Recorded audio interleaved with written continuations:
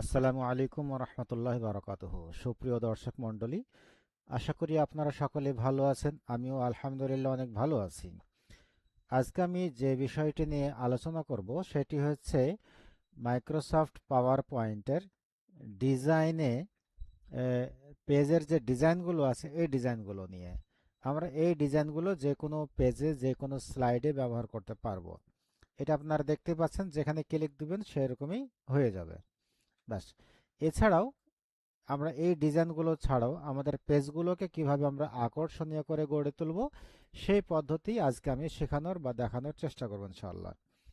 আমি একটি আমি একটু আগেই এই ডিজাইনগুলো করেছি। এই ডিজাইনগুলোতে আমি ঢুকে আছি অলরেডি। পেজগুলো বা এই স্লাইডগুলো আমি ওপেন করে রেখেছি। আমি এই ডিজাইনের যে ব্যাকগ্রাউন্ড ডিজাইন আছে এই ব্যাকগ্রাউন্ডটি কিভাবে আমি করলাম সেটি আপনাকে আমি দেখানোর চেষ্টা করব ইনশাআল্লাহ। তাহলে এই ডিজাইনটি আপনি আপনার মতো যে করবেন তার জন্য সর্বপ্রথম যে যেতে হবে আপনাকে ডিজাইন মেনুতে যাওয়ার পরে ফরম্যাট ব্যাকগ্রাউন্ড, এই ফরম্যাট ব্যাকগ্রাউন্ডে গিয়ে এই যে দেখুন আপনার লেখা আছে সলিড কালার, যেমন এই যে সলিড কালার হয়ে গেল। তারপরে গ্রেডিয়েন্ট কালার মানে একদিকে গাঢ় আর একদিকে হালকা, এভাবে কালারটা আসবে। এটাকে আপনি আবার বিভিন্ন রকম ভাবে নিতে পারবেন। এই জায়গাতে এসে যে কালার দিবেন সেই কালার হয়ে যাবে। হ্যাঁ, আবার এটাকে আপনার লিনার করতে পারবেন রেডিয়াল প্যাথ, এইভাবে এসব ডিজাইনগুলো আপনি এখান থেকে ঠিকঠাক করে দিতে পারবেন। এটাকে আপনি এভাবে হালকাও করতে পারবেন। আচ্ছা, এরপরে হচ্ছে পিকচার অর টেক্সচার। তাহলে এখান থেকে আপনি পিকচার দিতে পারবেন, মানে পিকচারে ক্লিক দিতে পারবেন, অথবা টেক্সচার প্যাটার্নও দিতে পারবেন। যে প্যাটার্নে আসলে পরে এই ধরনের প্যাটার্নগুলো আপনি দিতে পারবেন। আবার যদি বলেন না আমি পিকচার দেবো, তাহলে পিকচারে ক্লিক দেওয়ার পরে এই লেখা আছে ফ্রম ফাইল, মানে পিকচারটা কোত্থেকে দিবেন, আপনি আপনার ফাইল থেকে দিবেন, কম্পিউটার থেকে দিবেন। তাহলে ফ্রম ফাইল, এই ফাইলে গিয়ে আপনার কোথায় পিকচার আছে, যেখানে পিকচার আছে এরকম একটি জায়গা থেকে আপনি পিকচার খুঁজবেন। আমি ডাউনলোডের মধ্যে খুঁজতেছি যে ডাউনলোডের মধ্যে কোনো পিকচার আছে কিনা। যেমন ডাউনলোডে আমার এই পিকচারটি আমি দিতে চাই, তো এখানে ক্লিক দেওয়ার পরে ইনসার্ট করে দিলাম। দেখুন ওই পিকচারটি আমার এখানে চলে এসেছে। এখন এই পিকচারটি আমি এত গাঢ় নেব কি আর একটু হালকা নেব, এই গাঢ় হালকা আমরা এই ট্রান্সপারেন্সি এই জায়গা থেকে আমরা গাঢ় করে দেব অথবা এভাবে হালকা করে দেব। তাহলে যদি ব্যাকগ্রাউন্ড যদি এরকম গাঢ় থাকে সেক্ষেত্রে আমাদের লেখাটা স্পষ্ট বোঝা যাবে না, অস্পষ্ট থাকবে। তার জন্য আমরা ট্রান্সপারেন্সি কি করব, আমরা এইভাবে আপনার করে দেব, তাহলে আমাদের লেখাটা স্পষ্ট বোঝা যাচ্ছে। তাহলে এইভাবে আমরা ব্যাকগ্রাউন্ড করতে পারবো। আর তারপরে ব্যাকগ্রাউন্ডটা আমরা হাইডও করতে পারবো। ব্যাকগ্রাউন্ড যদি আমাদের এখানে কোনো ডিজাইন থাকে সেটা আমরা হাইড করে দিতে পারবো।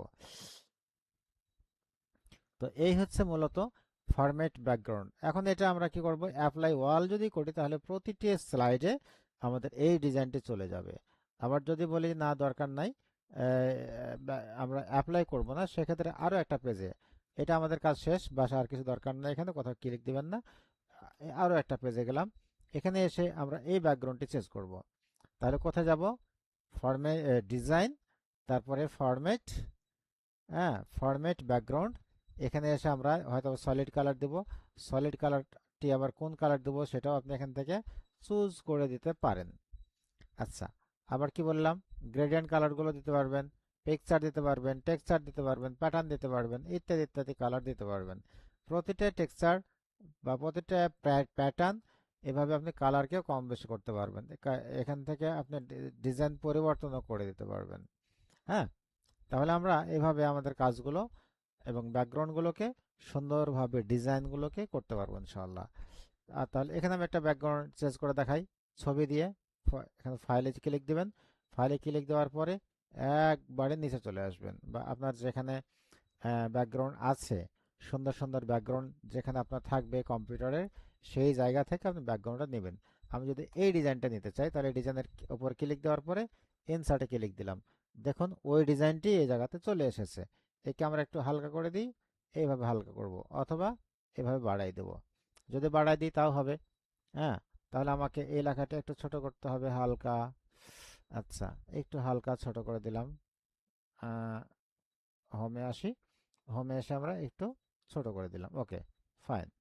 আচ্ছা, বাকি কাজগুলো আলহামদুলিল্লাহ আমরা তো ইতিপূর্বে এই কাজগুলো শিখাইছি, তাই না? কিভাবে এখানে আপনার টেক্সট ইনসার্ট করব, কিভাবে শেপস তৈরি করব, কিভাবে লেখাতে টেক্সটের মধ্যে বিভিন্ন কালার সংযোজন করব, কিভাবে পিকচার এখানে নিয়ে আসব, এই কাজগুলো অলরেডি আমরা আগিয়ে দেখাইছি। তাহলে আজকে আমি স্লাইডের কিভাবে ব্যাকগ্রাউন্ড তৈরি করব সে বিষয়টি দেখানোর চেষ্টা করলাম। এ পর্যন্ত আমার ক্লাস শেষ।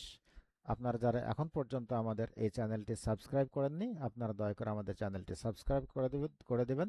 সবাইকে ধন্যবাদ এবং মোবারকবাদ জানিয়ে আমার ক্লাস শেষ করছি। আল্লাহ হাফেজ। আসসালামু আলাইকুম রহমতুল্লাহ।